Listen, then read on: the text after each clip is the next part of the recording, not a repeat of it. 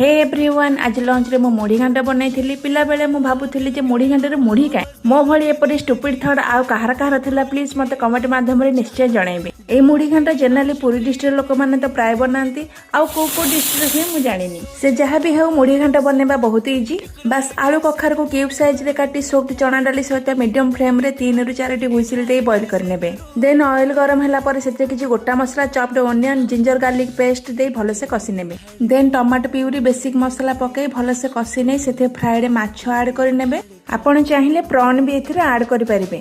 Then मसला सहित माछ भल से कसी नहीं से बॉइल चना डाली आलू कखारू को ऐड करी 4 रु 5 मिनट पर्यंत कुक करि नेबे। बस एंड रे गरम मसला आउ कोरिएंडर लीव्स पकई गरमा गरम सर्व करी एंजॉय करंतु। आशा करूची वीडियोटी भल लागिथिबो। वीडियोटी भल लागले लाइक शेयर सब्सक्राइब करबा को जमा भूलिबेनी। पुणी आसीबी आउ एक नुवा रेसिपी नै सेते बेला पर्यंत विदाय दियंतु। रहुची बाय।